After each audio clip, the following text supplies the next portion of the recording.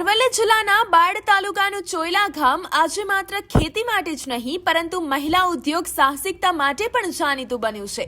ઉનાળાની સિઝનમાં જ્યારે ઘરે ઘરે અથાણા બનતા હોય છે ત્યારે ચોયલાના સખી મંડળની બહેનોએ ઉષાબેન અમૃતભાઈ વારણના માર્ગદર્શન હેઠળ આ કળાને આજીવિકાનું મજબૂત સાધન બનાવી દીધું છે।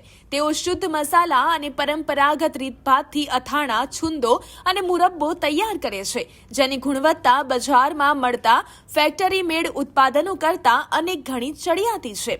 આ ગૃહ ઉદ્યોગની સૌથી મોટી વિશેષતા એ છે કે તેમાં કોઈ પણ પ્રકારના કેમિકલ કે હાનિકારક પ્રિઝર્વેટિવ્સનો ઉપયોગ કરવામાં નથી આવતો, જેના કારણે ગ્રાહકોને એકદમ ઘર જેવો સ્વાદ મળી રહે છે।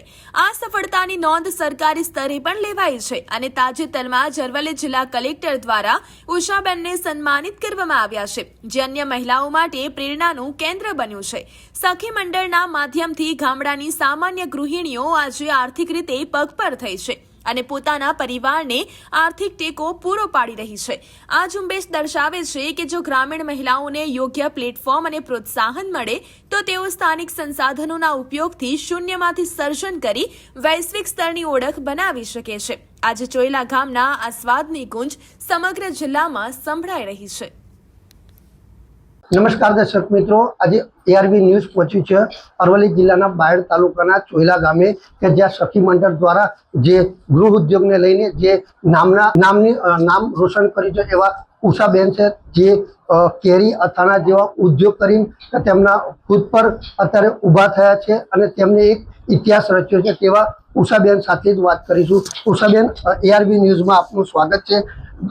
જ્યારે તમે જે આ ઉદ્યોગ ચાલુ કર્યો ત્યારે કેવી રીતે તમને પ્રેરણા મળી અને ત્યારે કેટલા બહેનો હતી? હા, તો શરૂઆતમાં અમે ધંધો ચાલુ કર્યો ત્યારે હું એકલી જ હતી અને અમારા ફરિયાવાળાને જ પહેલા હું બનાવતી હતી। પછી મને એવું લાગ્યું કે હવે હું બનાવીને વેચું તો વધારે સારું, અને બનાવતી હતી। અને એ વખતે પાછો કોરોના આવે તો કોરોનામાં અમારે હેર કટિંગ સલૂનનો એ દુકાન છે તો સરકારના દ્વારા હેર કટિંગ સલૂન બંધ કરી દીધા હતા। તો પછી મારે ઘર ચલાવવામાં તકલીફ પડતી, પછી મેં વિચાર્યું કે હવે મારે કંઈક કરવું પડશે। તો પછી મેં અથાણા બનાવવાનું શરૂ કર્યું અને ધીમે ધીમે ગામમાં બધાને સારું લાગ્યું અને વધારે વેચાવા લાગ્યું। પછી સિઝન પૂરતું જ હું બનાવતી હતી અને ત્યારે મારે 100 કિલો વેચાતું હતું। અત્યારે મારે 100 કિલોથી 1000 કિલો જેટલું હું અત્યારે વેચી શકું છું।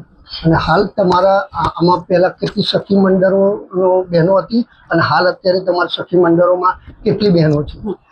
શરૂઆતમાં તો હું એકલી જ બનાવતી હતી, અત્યારે મેં 10 બહેનોને જોડી છે અને બીજી બધી બહેનોને મારે ગામમાં એક યુનિટ શરૂ કરવાનું વિચારું છું અને બીજી બહેનોને પણ રોજગારી મળે એવી મારી ભાવના છે અને બીજી બહેનોને પણ રોજગાર મળી શકે એ પણ મારી જેમ એમના ઘરમાં પણ મદદરૂપ થઈ શકે।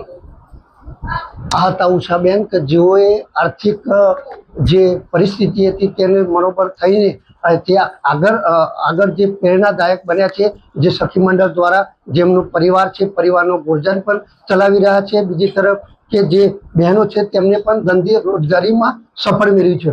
રિપોર્ટર ઇશાક મંસૂરી, ARV ન્યૂઝ બાયડ।